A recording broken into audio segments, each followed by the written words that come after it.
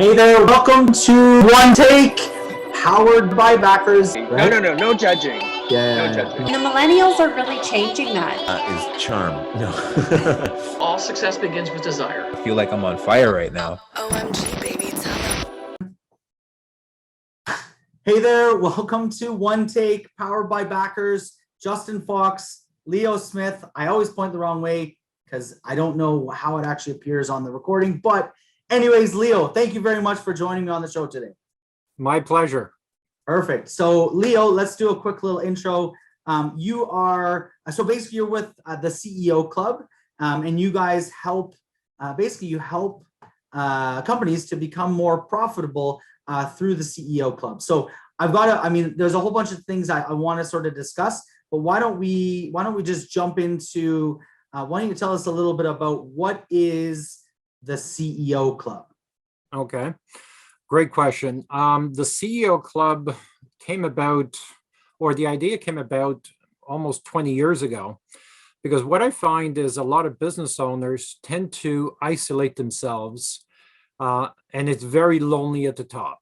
And I find when business owners talk, they generally talk to their competitors in the same industry or the same city. And they basically do this to really justify their position. I'm thinking of someone off right now when I'm giving that example, and we really do that to justify our position and to make us feel good that we're doing everything possible, but it's not really to grow and to get out of our comfort zone. Does that make sense? Yeah. So, and the reason why we decided to do that, the CEO Club, our CEO Club is a little bit different. Okay. We want you to network, not really network. It's not networking. It's about being vulnerable. It's about talking about what's really happening. Not what you tell the world what's really happening, what is really happening. Right? Your fears, your concerns, and being vulnerable and saying, hey, I don't know what the fuck I'm doing type thing. Right. But doing that and having those conversations with people outside of your industry to get you really out of your comfort zone, and to really talk about, what have you done in the travel industry or the manufacturing industry or this industry or that industry? How have you solved these problems? Because a lot of the problems stem from, not hiring the right people, not having the right people on staff, not hiring people who know more than you do, because that's getting out of our comfort zone, but really challenging ourselves. Okay. So when you say like what's the reach of people that you're dealing with and mingling with or interacting with, like globally, like where you mentioned kind of getting out of your local zone or region, what is sort of the reach that the people in your club are coming from? Most of my clients are in the construction industry. We do have some clients in manufacturing, in tourism, into travel, and a few different industries. But I would say 85 to 90% of my clients are in the construction renovation industry. Okay.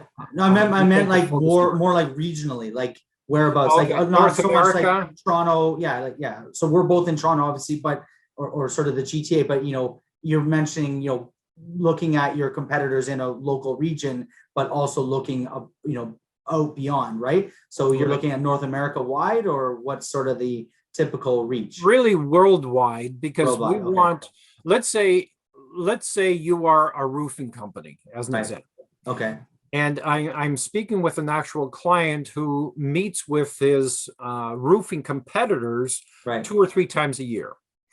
And I keep asking, is that a good thing to do? Because they are your competitors. Right. Okay. I misunderstood. That's maybe where I thought you meant regionally. You're speaking specifically to like a industry as kind of getting out. Okay. Sorry. Not only right over my head. Sorry about that. I misread that. Okay, go ahead. No, that's fair.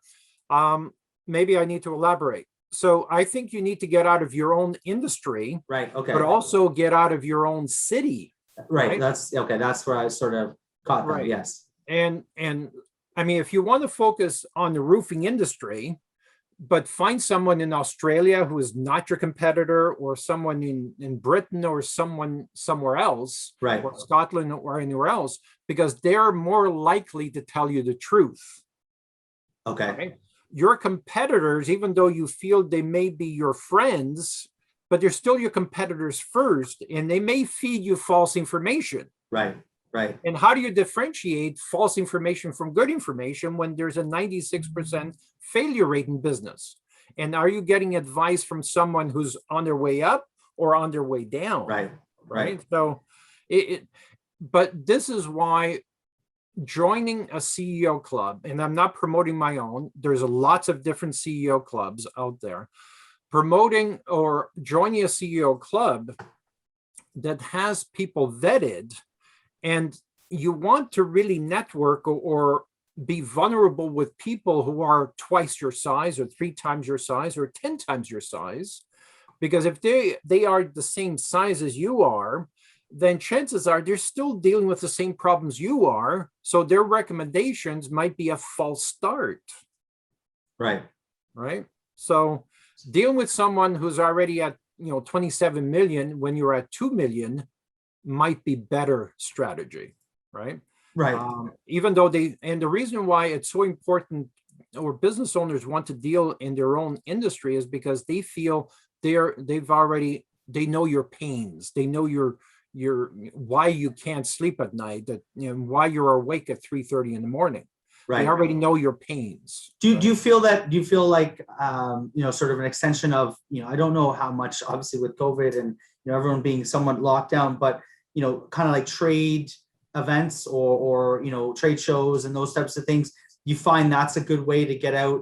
A lot of people have found, over the years, that it's a great way to network with, like you said, people maybe from, I use the example, but Las Vegas, like there always seems to be trade shows and events in Las Vegas, or various kind of destinations, right? Where, people come in from all over, North America, or potentially globally. Do you find things like that where you can network with people, maybe is a good way to meet those people from the other parts of the world that maybe are in the same industry, as you said, but maybe different geographic locations, and maybe even different industries?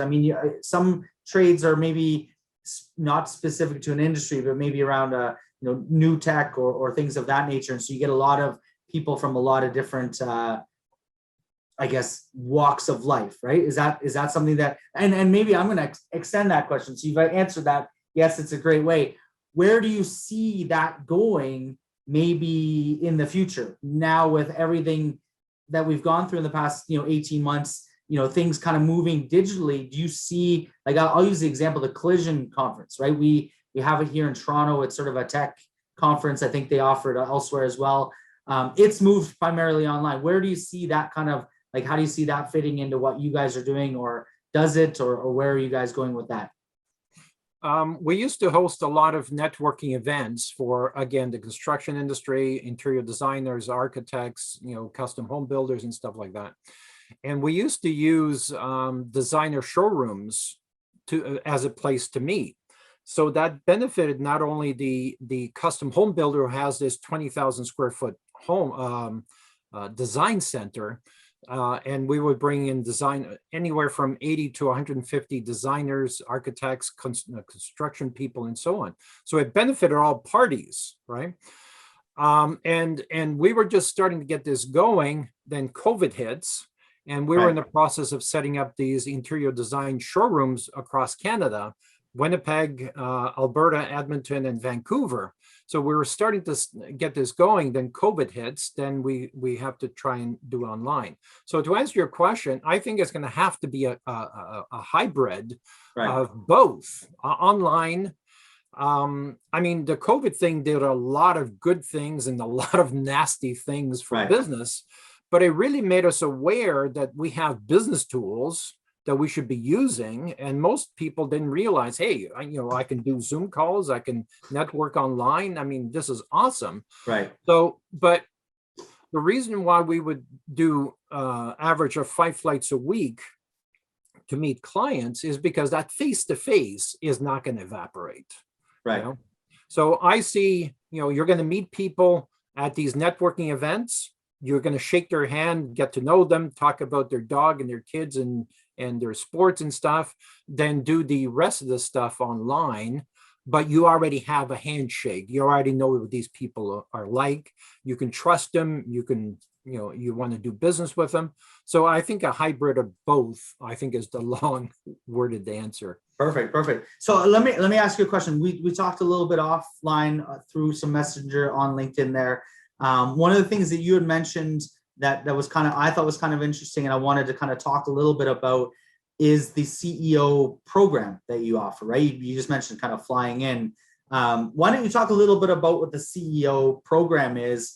And you mentioned an example, and we were sort of talking briefly about it, and I read through, wanted to hear your thoughts, because, and I'll preface it with this, because I mean, working in those space that we work in, we work with a lot of different organizations, obviously founders, CEOs, the principals of these companies when they're kind of going through the backers platform.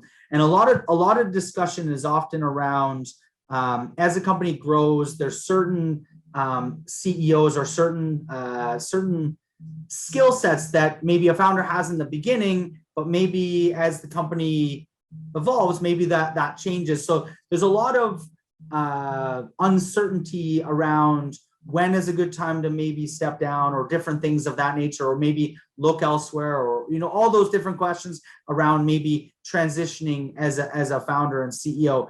You mentioned the CEO program, and you mentioned sort of one example where you were kind of came in and did different things. Tell us a little bit about what that program is, and maybe what inspired you to create it, and maybe what, I don't know, about problems it alleviates, or maybe like solutions that it brings to the table that you've been able to see in your experience with it. Okay, that's a lot of questions in one. There's about 10 different things there, 10 different topics, but yeah. As you were asking that question, you were sending me 20 different directions. 20 different directions, right? Yeah, exactly. Where do you want to go? Choose your own adventure, right? I like, remember the old books, Choose Your Own Adventure. There you go. Yeah. Going back to what I said earlier, I think entrepreneurs or business owners isolating themselves is a worst thing that we can do. And also, when a business owner has a gatekeeper, right, it compounds that problem even more, because you should never ignore a conversation. You should never ignore a request to have a conversation with anyone, because those relationships are crucial. And I'm getting back to the question you asked. A gatekeeper, if you have a gatekeeper, if any of your audience right now have a gatekeeper, really question that decision, because what is that costing you? Okay. So going back to your question. So like opportunity cost, right? Opportunity cost is enormous. As an example, a general contractor, statistics shows that a general contractor generally takes 20 to 40 years to get to $20 million. 20 to 40 years, because that's opportunity costs. Now, when you have the right systems, the right advisors, the right strategies, the right networking group, the right peers, the right everything, that general contractor can go from 0 to 20 million in 3 to 7 years. Okay. So opportunity costs are tremendous there when you're supposed to be at 20 million on your 7th year, and it takes you another 32 years or 33 years to get there. That is a huge opportunity cost. Okay. And that's one of the things that the question you're asking me is about the Interim CEO Program. Right. And I was mentioning before the call that we used to average 5 flights a week, and some weeks we were doing 11 flights to get to that face-to-face and shake that hand with that person, because I truly believe in that. That will never go away. Right. We found that when we're flying around dissecting these companies or doing the forensic analysis of these companies, we found that 52% of those companies, even though they thought they were doing extremely well, 52% of them are within weeks or months of bankruptcy. So in other words, that major invoice doesn't come in. It's just like a house of cards. You're scrambling, right? You've got no way to pay your employees. You've got no way to pay for material and so on. So when companies that are in business more than 3 years and are running that tight, it's a sure sign. It's a quickest way to get to bankruptcy. So you need to have that safety net. You need to have all those things in place. So one of the things, once we found that out, we had to have a program ready to go. And that was the Interim CEO Program, where we would stay with that company as the interim CEO to negotiate with the banks, to redesign the business quickly, so that company can get out of bankruptcy as quickly as possible, even though they were technically not in bankruptcy. Right. But if the bank is within weeks of coming into shutting your doors, that is a freaking scary position to be in. Right. And if you panic and you do the wrong things and you start ignoring the bank's phone calls, you're just expediting. Right. Right. So that program was designed for situations like that. But then we found that the entrepreneur that has been in business for 25, sometimes 30 years, and I was speaking with someone this morning that had been in business for 37 years. Okay. And the conversation was about, there's always a point where the owner needs to be involved in the business. And I just asked, and he made an innocent comment, and I asked an innocent question. How do you know that that's the right thing to do, right? So, but a lot of these things that sound right end up costing you a fortune long term, right? But this is where the Interim CEO Program comes in, because we come in as the CEO, we put in the business blueprint and the aggressive marketing system, the system to attract and motivate and talented employees, and the other 33 tools in preparation to hire the real CEO that comes in to take the company to the next level. So Right. we act as the temporary step, and we help you find the permanent CEO to take that company to the next level. Right. That makes sense? Yeah, no, definitely. So a couple of things you touched on there. Obviously, what would the term be? Kind of like in when companies are kind of in a sort of troubled situation, right? In peril, whatever it is, and they're kind of scrambling. And I've, as with many entrepreneurs, been in that situation more times than I'd like to remember. But what are some of the things like, okay, so you mentioned, very specifically a bankruptcy or bank, or, dealing with a bank and kind of, just ignoring it, sticking your head in the sand is obviously not a solution, right? The ostrich, sticking the head in the sand is definitely not or is it the emu, ostrich, whatever. I think It's the ostrich. Yeah. So what are some of the things that you guys do in the interim? I mean, I'll ask it in the sense of, what are some of the things you do, but also maybe if somebody's watching, what are some of the things maybe they should do if they don't have access to someone like you to come in as that interim CEO, right? Like, what are some of the things that you guys implement maybe on a quick basis to get, or preventative maintenance, or preventative maintenance, or Okay. What are some of the things that you guys do, maybe when you come into a business like that? Okay, great question. The preventative maintenance is probably the best thing you can do.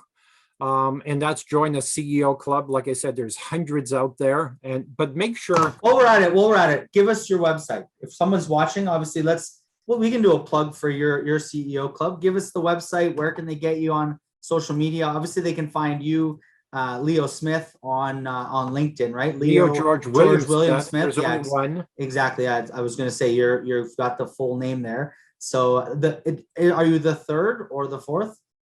All you need is like a 1V beside your name, and it'd be very, very regal or royal there, right? Thank you, but no. But to answer your question, joke, but yeah, I understand. To answer your question, the CEO10xclub.com is the website. Okay. But the best place to get a hold of me is LinkedIn. Okay. I'm always surprised when I'm on LinkedIn and people ask for my email address, because obviously that person doesn't understand that the open rate on LinkedIn is 10 times greater than anywhere else. Right. So if you're a business owner, you should be spending, I spend almost 16 hours a day, even though I tell people not to do that. But I invest at least 16 hours a day, almost 7 days a week on LinkedIn. Okay.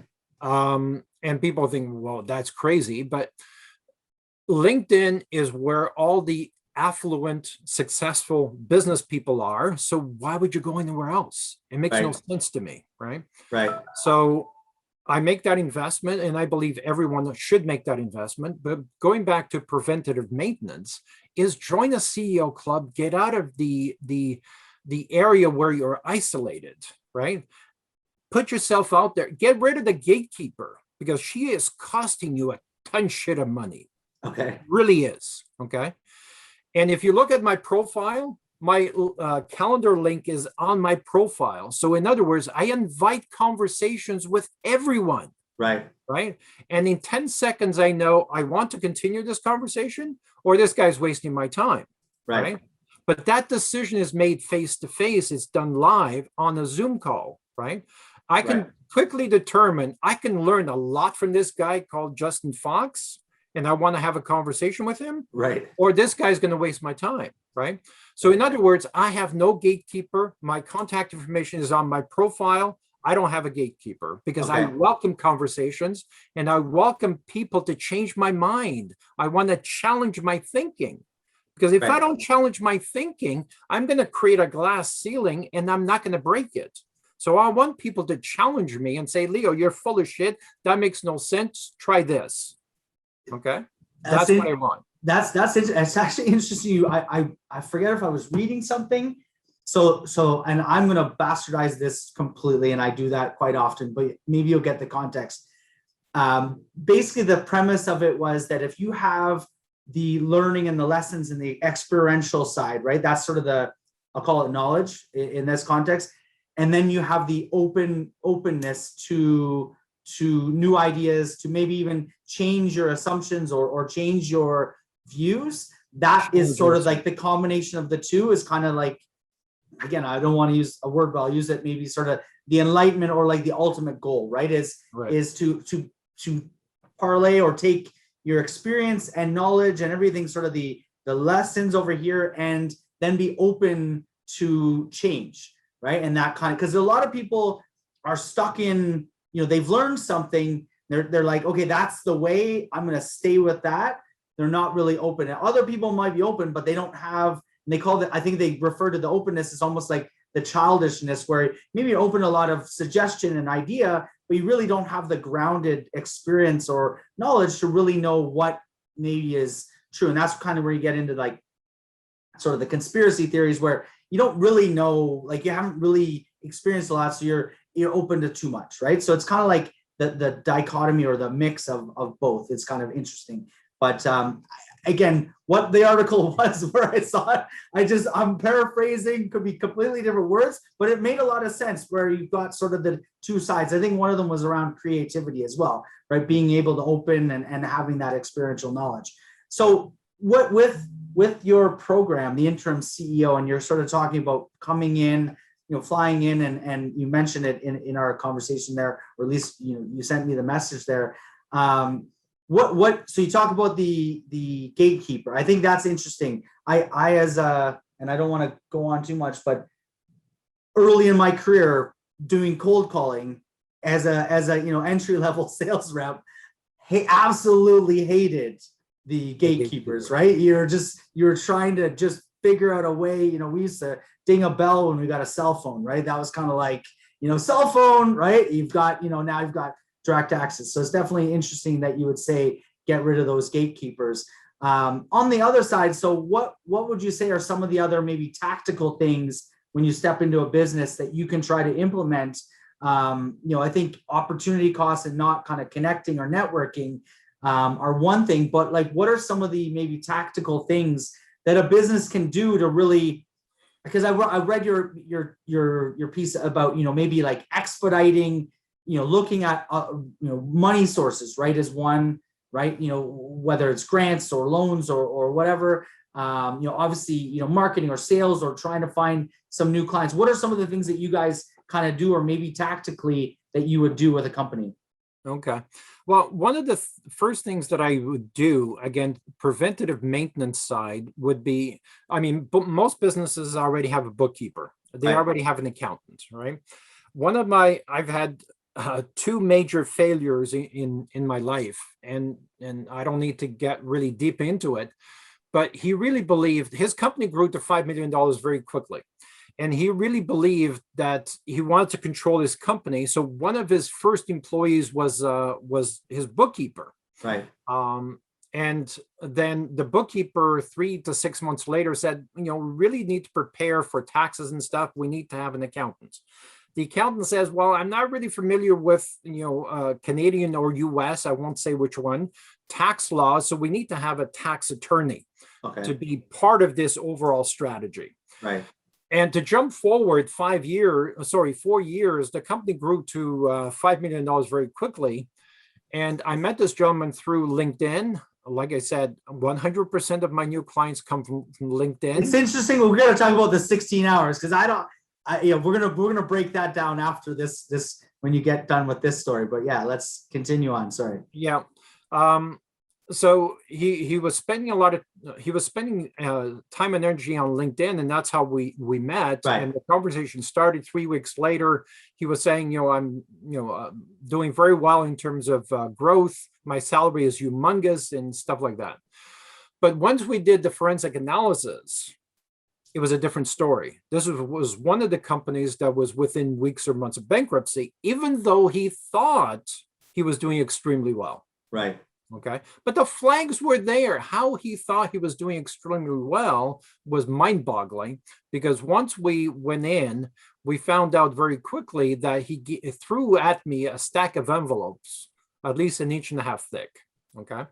And he kept looking at his front desk, and I said, what's in the desk? Okay, what's going on here, right? I mean, I'm giving you the really quick version of this case study, but when he threw the envelopes at me, I opened one up, and it's a check. It's got your name on it. Is this a paycheck? How many are here? Why aren't they cashed? Right. Okay.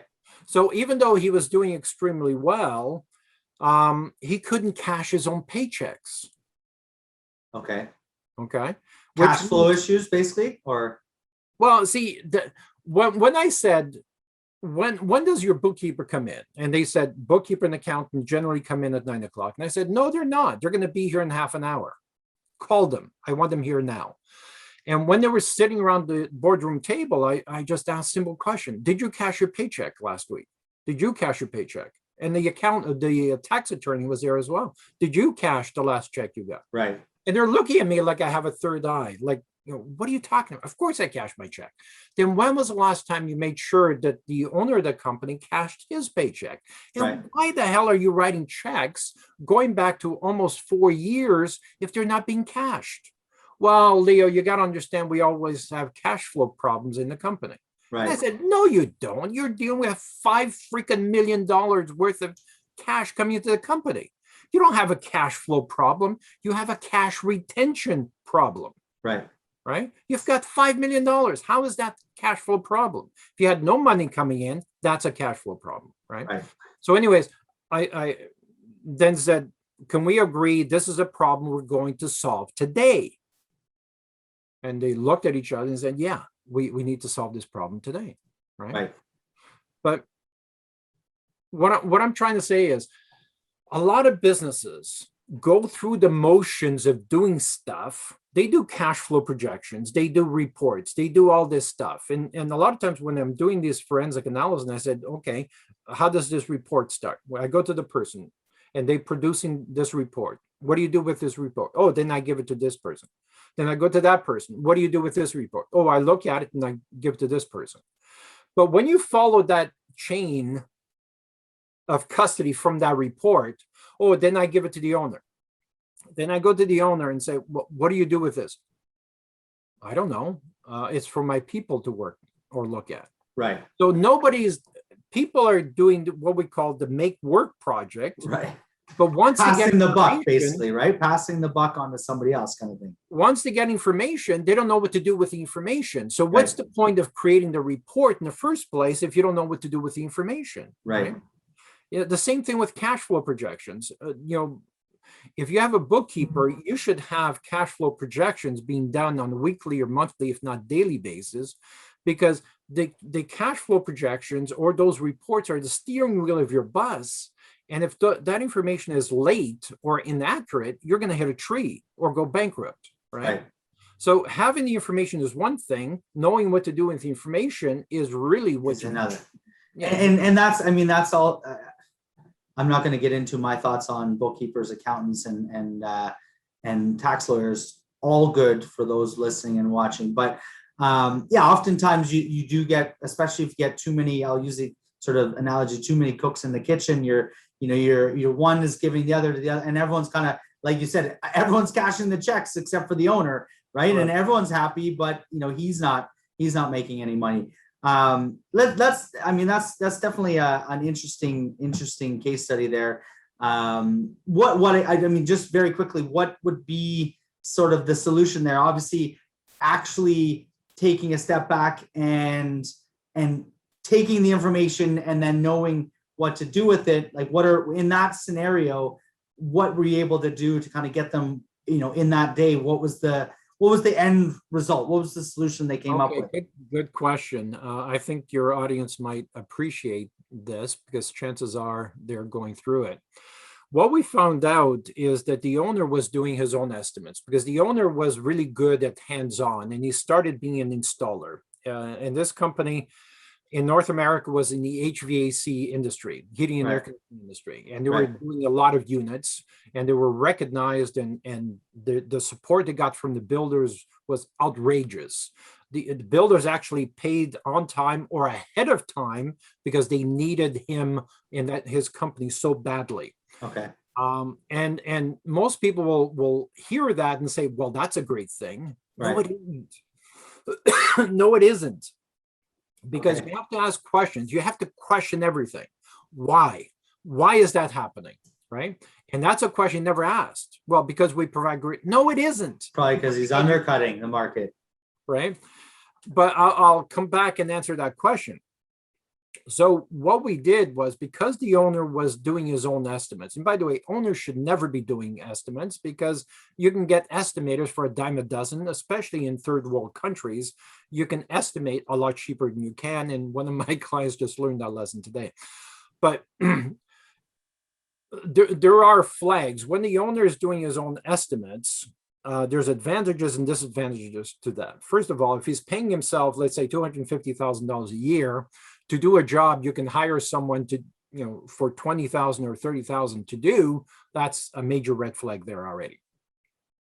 But when we started looking at actual to budgeted, and most companies never do that. Right.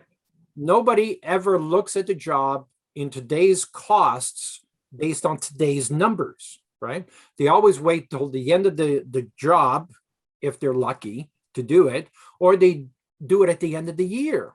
Right. Well, how are the numbers at the end of the year going to help you today, or increase profitability on the job that you're doing today? And if you're doing 10 jobs today, how can you afford to wait till the end of the year? Right. Yeah. And especially if it sounds like you're going down the path where maybe they're losing money, he's underestimating and basically not maybe factoring in various aspects of the business, right? In this particular case, he was losing $1,250 per job. Right. And he was scheduled to do over 1,000 or 1,200 jobs that year.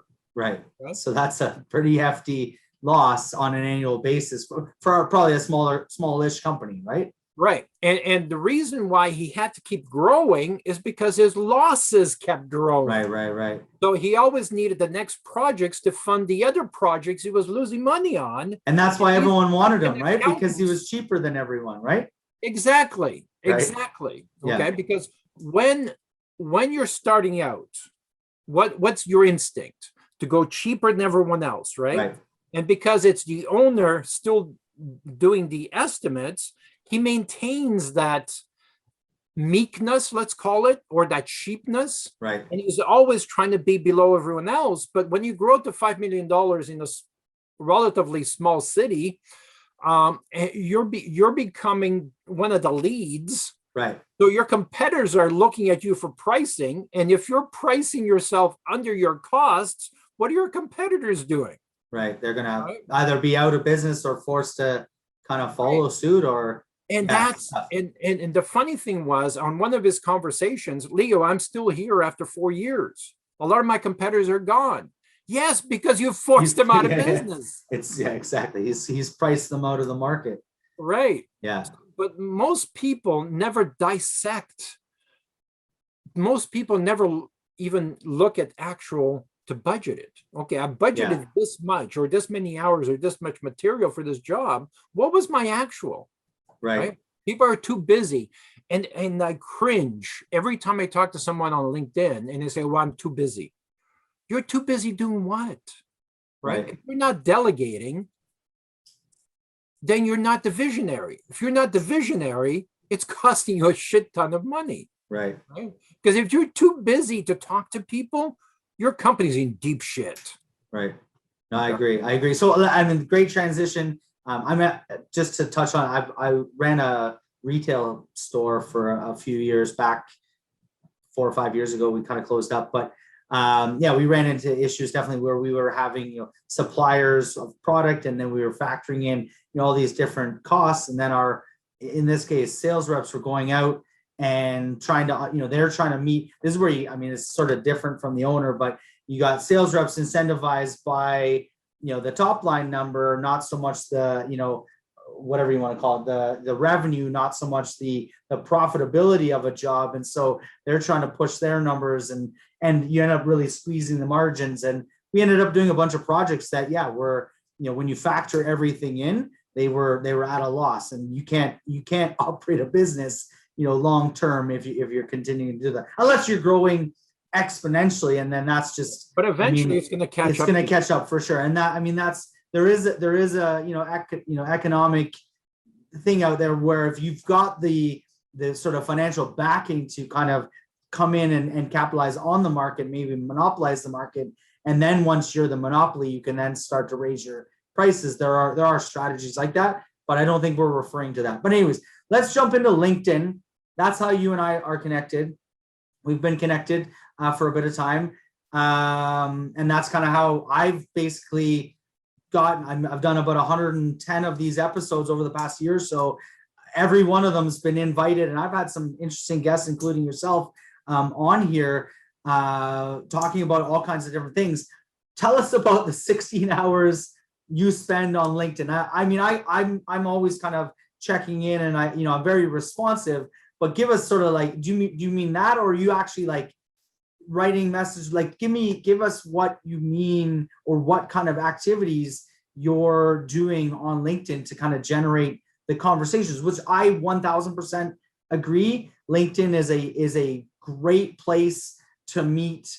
I would think, especially in sort of the business to business space, to meet and connect with and discuss and communicate ideas and obviously your business, and to kind of network. Testing.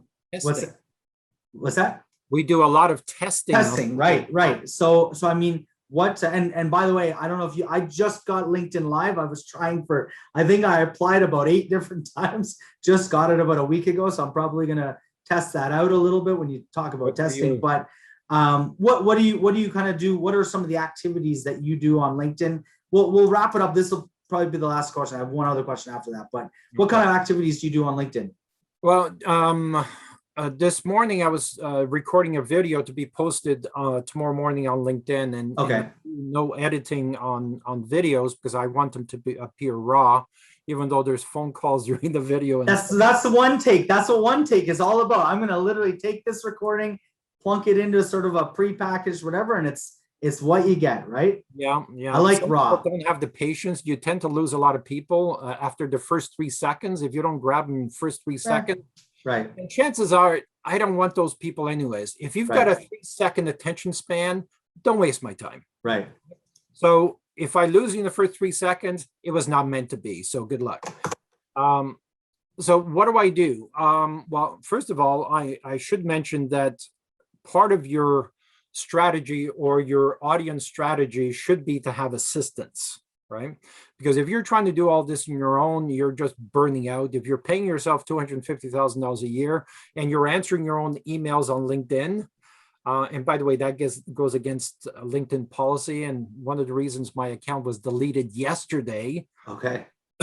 for the 5th time is because It's I'm still not- there today, though. What did you get it back well, up? I managed to get it back. Okay. It's been deleted 5 times. This is the first time I've been able to get it back because each time I had to start from scratch again. Okay. Because I do post some controversial stuff and LinkedIn doesn't like me very much. And they told me so much that time, and I apologized and I begged for forgiveness. And I guess I'm on the trial basis again. Okay. But I see, it goes back to mindset. I started my first construction company when I was 17, and when you're the low dog on the low totem pole and you're trying to get market share and you're trying to do that, one of the strategies that I asked myself is, how dare you think you're going to take market share for someone who's been doing this for 20 years? Right. So one of the things that I came up easily, very quickly was, what have you done recently that nearly got arrested for your publicity stunt, right? So I believe in pushing the envelope. And if you follow Gary Vaynerchuk or Anthony Robbins or anyone like that, it's about pushing the envelope. It's about being different. It's about creating the differentiator. It's about really putting yourself out there. And it's about being vulnerable. And people have a really hard time with that. Right. So it's about pushing yourself out of the comfort zone. And I practice what I preach. So a lot of times, we test a lot of these theories on LinkedIn. We test logos, we test branding, we test a lot of different things. So a lot of these things are commenting on other people's posts. And the question is, should you post your own original content or comment on other people's posts? And that's a whole other conversation there as well. Okay. But it's about getting an audience, but it's about getting your hardcore audience. It's not about getting, the SEO people and the people that nobody else wants. You need to kick those people out. It's about connecting with people in an authentic way. Right. Sometimes it's talking about golf or downhill biking or the Olympics right now, or anything to reach these people in an authentic, non-threatening way. Because if you use the sales process, you're pushing people away. So you need to connect first, create a relationship first, then engage and eventually help people 3 or 4 times. And eventually people are going to ask, Leo, you've helped me 3 or 4 times. I have no idea what you do. Right. You give them a quick answer and you change the subject again. Yeah, no, it definitely, I had a guest on here the other day, and it's interesting. One of the things he said was reciprocity, right? Like, if you kind of give and give and give, it's going to come back, right? And give until it hurts. Right. So I think that's interesting. And the testing part, just quickly, what is better in your testing, original content or commenting? Just out of your, anecdotally. I firmly believe that if you have under 30,000 connections, posting your own content, you're just spinning your wheels. You're spinning your wheels because you don't have enough of an audience. And chances are it's not a true audience. It's just people connecting with everyone. And if you accept everyone that's going to connect with you, that could be a problem, which means you have the wrong people as part of your audience. Right. So you get to a point where, let's say, here's a strategy that I would recommend. If you're under, let's say, 2,000 connections, connect with everyone. Right. Okay. Once you go from 2,000 to 5,000 connections, be a little more selective who you connect with. Right. Once you're between 5 and 10,000, you need to start eliminating some of the people you connected with in the past. Okay. And once you get above the 10,000 range, and then you need to start commenting on other people's posts. And you should be doing that from day one. Comment on other people's viral content, then but you have to elevate the conversation. Right. You can't just add. You can't just say nice post or nice cat or whatever that is. Right. You have to elevate the conversation and really ask thought-provoking questions. Right. To get the conversation, like you said, elevate or extend the conversation kind of thing. Yeah, you have to elevate the conversation. I mean, my ideal clients are custom home builders, and custom home builders are doing, $5 million, $20 million houses. So they're not on LinkedIn much. So when they are, we really try to engage with them to bring them on as clients, because sending out a cold email is never going to work. Right. Asking them questions cold, again, doesn't work, but engaging on their content of choice Right. is the best way to do that. Okay? Awesome. So Awesome. figure out who your target demographic is, figure out what their interests are, golf, soccer, downhill biking, beach volleyball, whatever that is. Be the expert at that, because if you're not, YouTube videos, get to be the expert, get to know the lingo, engage. It's funny. I saw your content, beach volleyball versus cryptocurrency. Right. You want, well, go watch it. Go look at his one of his most recent posts. You'll get, yeah, either way, we won't get into it. So Leo, I really appreciate you joining me here. You've taken a good chunk of your time. So I really appreciate you joining me. Obviously they can, what was the website again? The CEO. No, CEO Club. No, CEO 10X Club. Club.com, right? Okay. 10X Club. Club.com. Or Okay. better yet, Leo George William Smith on LinkedIn. Perfect. Yesterday. Perfect. And then I got one last question. Yep. If there was I asked people here, if there was one word, kind of one piece of advice that you would give to a younger Leo, kind of, or somebody else kind of coming up, what would that one word be? When I was 12 years old, I didn't know what a mentor was. Okay. But my dad was a construction laborer. He worked very hard for his life. He believed in the work ethic, and I thought Right. that's bullshit. I love my dad and so on, but that's bullshit. I don't believe in that. I think there's a huge difference between working hard and working smart. Right. When I was 12 years old, 11 and a half years old, I decided to go find successful people at church. That didn't work. Then I decided, successful people wear custom-made suits. I got a job in my tailor shop. My best influences were the salespeople in that tailor shop. Peter, who owned the tailor shop, who was a huge influence in my life. My high school volleyball coach was Mr. Ridley, was a huge influence in my life. So Okay. the answer to that question is find mentors. Mentors. Find them, be vulnerable, cut their lawn, shovel their snow, whatever it is, get advice from the top people. Even though you can't afford them, get advice from top people. Okay. Right? Interesting. Surround yourself with top talent. Yeah, no, for In sure. high school and grade school, you're going through university. If you're going through university without getting career advice, you're wasting your life already. Right. Follow Gary Vaynerchuk, Anthony Robbins. There's a lot of people that can give you free advice. Read. I've got you can't see them, but I have shelves and shelves of books, audiobooks. I read a lot. And your audience should be reading every day, at least half an hour, first thing in the morning. Right. Learning different perspectives. You touched on a lot of things there. Like if we took that one soundbite, we could probably pull like 4 or 5 different components. Yeah, definitely reading, learning, always kind of mentors. Another thing too is that you touched on is sometimes mentors don't necessarily have to be sort of the person. It could be just somebody that's in your life that's kind of achieving. You mentioned the sales people in the tailor shop or the owner, right? People that are, you can kind of are on sort of just above you, right? A lot of times people look for the mentor to be, 50 steps ahead. They can be just 1 step ahead or 2 steps ahead where you kind of want to go, right? And sort of you can learn from their experience. Cool. Well, Leo, I really appreciate you joining me. Let's stay connected. I'm sure we can figure out some things we can do together through our various endeavors. But yeah, everyone else, this is One Take, powered by backers, Justin Fox, Leo Smith. Leo, actually, it's Leo George William Smith. I kind of lost the Leo George William Smith. Check him out on LinkedIn. I will see you guys again very soon. Thanks, Leo. My pleasure, Justin. Take care. Hey there, welcome to One Take, powered by backers. Right? No judging. Yeah. No judging. And the millennials are really changing that.